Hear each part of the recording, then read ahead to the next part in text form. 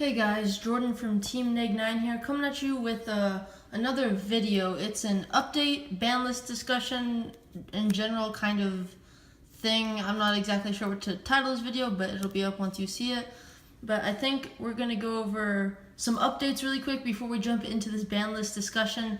First off, I have these here because I got these in the mail for my collection. I just wanted to show them off since I don't have like my screen capture record quite set up yet, so I can't like go through the ban list through computer.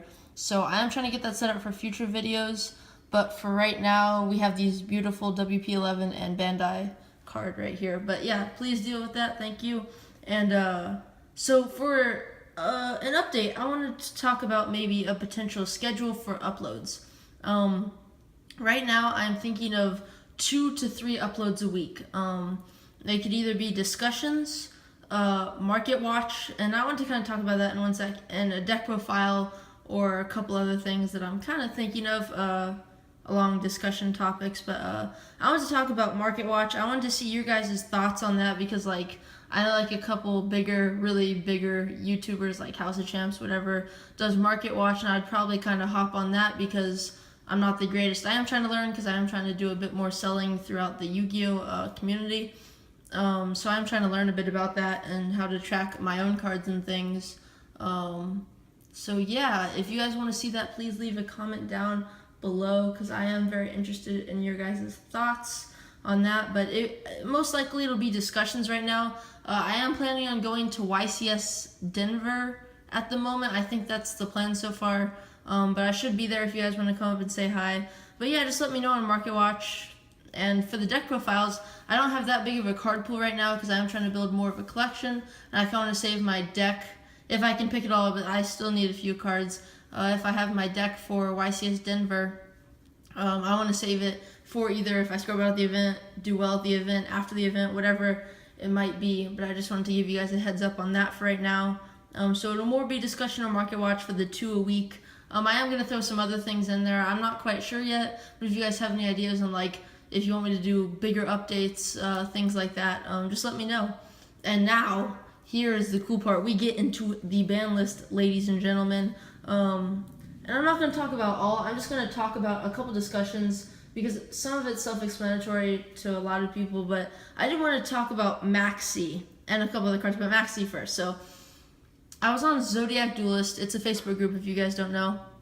And I was we were in an argument about someone like, Maxi was going to be limited, and most people were siding with me about why would Maxi be limited. It's kind of like if you think about kaijus, like the actual kaijus shouldn't be banned because then there is no counter to boss monsters basically, and it's not really a counter, it's just something to balance out boss monsters. And the same goes for Maxi. Well, yes, you never want to get Maxi dropped on you. You're like, wow, I got Maxi, like there's 2 of them in his deck, blah, blah, blah, you know, like I hate that feeling. It's terrible, especially I played a guy on Dueling Book and he opened it 3 times in a 60 card deck and I'm like, okay, well, like this sucks. But like at the same time, it was like I would have made Double Toed Crystal Wing or something. It was Double Toed Crystal Wing or was it Double Toed Chalice? It was like one of the two, but basically the point was like I would have made a bigger board if he didn't have Maxi. I wouldn't have to think.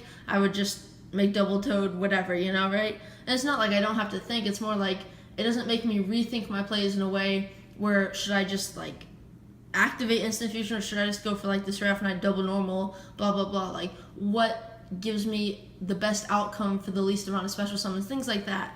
And that was the argument, like, well, Maxi is terrible for the game because it literally just stops and you could just lose because you can't make a good enough board without them drawing all the outs because of how much they're drawing. And at the same time, yes, I get that, but it's also at the same time like, if you can outplay your opponent while just summoning Whiptail, going Trident, setting something, like for example, that's the Zoo, of course, but for example, like if you can outplay your opponent with that, like you should be winning anyway, but there are times like where you just can't do anything because they just have pure advantage on you, whatever it might be because of Maxi, and you can't make strong enough boards to out what they have. You don't have the card advantage now because you didn't go plus off like all the special summons you did. So there's good and bad to like Maxi being banned. I'm personally unhappy with it being limited, I think semi-limit is a good choice, just because it does give that balance. And while sometimes the person who drops it has like an unfair advantage, it does give the balance to decks like Zoo, or decks that's for some lot like Synchro, like Dark Synchro, like, you know, to some extent. So I feel there's good and bad, but I don't feel it's quite the right choice. But yeah, give me your guys' opinions in the comment section below. The next thing I want to talk about is erratas. I don't have any of these cards. Unfortunately, I didn't pick up any of these, even though the erratas were coming, whatever. But I did mainly want to talk about Sangan and Rescue Cat. So the reason I want to talk about Rescue Cat is, well, Rescue Cat's at 1, like, it's kind of like the Terror Talk. You play 3 good cards, 1 bad card. Same with Brilliant Fusion, 3 good cards, 1 bad card, being the Garnet and the Take-Tumborg. And the reasoning behind that is when you have these 3 good cards that, like, get rid of these bad cards after you activate them, you still have that chance to draw the bad card, but the pros outweigh the cons. Like in the Terror Top situation, summoning Terror Top is instant Invoker, Totem Bird, Breaksword. And that just outweighs the cons of drawing Take-Tumborg, because you can always, like, special summon it by making a Levier in, like, the PK Fire deck, or if you had, like, Bunbuku, you could special it in the Metal Foe deck, and things like that. So, and Emerald, I think, is a wind. I think that's why you can special it. I'm not sure. I forget the Zoo example. Sorry about that. But, like, in with the Seraphonite and the Brilliant Engine, like, you could play Lazuli and you could add back normals in, like, a Blue Eyes deck. If you're playing the Garnet, you can still summon it to level 4. You can instant fusion it back to make rank 4s, things like that. So the pros outweigh the cons, and that's why you play those cards. But to go on to Rescue Cat, you have to play 1 good card and potentially 2, pretty much 3 bad cards, because you have to play level 3 or lower beast type monsters first off. 2 to 3. I would say 3, because if you draw 1, then the 1 good card in your deck is just completely dead. Now you have 3 or 4 bad cards. 2 in deck, 1 in hand, or 3 in deck, 1 in hand, which is why I think you should be playing 3, but at the same time, what good level 3 or lower, or is it just level 3 beast type monsters can you summon? Like, yes, Arabellum, it's a tuner, if that's the one. It's the X-Saber card. It's a tuner, but, like, would you really want to play those just so if you draw Rescue Cat, you can make Invoker, you can make this, you can make that, you know, like any of the rank 3s or whatever? Is it really worth it to be playing the 1 good card and 2 to 3 bad cards? And that's where, like, the logic comes in behind it. And while, like, yes, I think it's really good, it's like instant, I don't think it's good enough until that new spell comes out, the rescue whatever spell. But basically, when you have lower life points than your opponent, you could, like, take damage, or I don't remember the exact effects. Sorry, I'm not remembering a lot this video, but you can take damage or whatever it says. It might just be lower life points. You can, like, reveal 3, like as in Pantheism, and then you pick 1 or your opponent picks 1, kind of like Pantheism. So, like, that makes that card 4 good cards to, like, 3 bad. And at the same point, you have to add, like, 3 rescues. So, like, Ferret and its targets could be good and bad cards, and so can Rescue Rabbit. So, like, there's a lot of ups and downs with these cards. Like Rescue Rabbit, you have to play all the normals. With Hamster, you have to play, like, all the, like, Ignites or whatever deck use that. And with Cat, you have to play these beast type monsters, which could be very underwhelming, especially in certain decks. Like, if you draw it and you have to normal summon it to make something, like, it's very underwhelming and very I wouldn't say bad play, because if the situation requires it, like, at that time it's a good play, but it's not the great play. And I guess that's the end of, like, the Rescue Cat discussion. Like, the errata kind of makes it worse, of course, because you can't, like, recycle it and do all this stuff, which is why it got banned in the first place. But on to Sangan, I guess. It is no longer on the list with its errata. Honestly, I think it can be played. Beats me what deck. It might be, like, Demise decks, because you can, like, search things. So, like, you'd summon it as, like, a 1000 beater, just like the barrier statues, back it up with traps, and let them attack so you can gain a card, or, like, so it makes the deck a lot more searchable, and it stops playing, like, extra monsters just so you see one. Like, you could just summon one and then search for the rest of your deck. And so, like, I'm not quite sure like if it's viable, but I am sure that it will be played somewhere.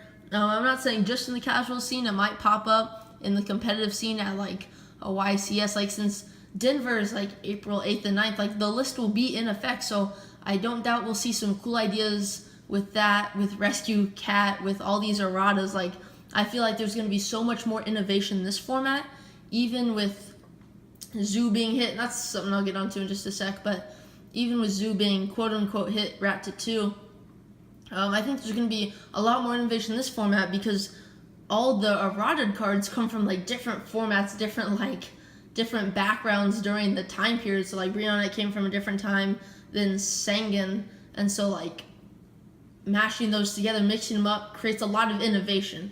And that's where I feel like Denver will be an unsolved format, depending on like if there's any events happening before April 8th or 9th and things like that, or after the ban list basically. So like 9 days or whatever, 10, since when this video is going to be produced and uploaded. But I feel like there's going to be a lot of innovation. I'm really looking forward to that. I should be at YCS Denver. That's the plan. I'll give an update video if I'm not and let you guys know or whatever.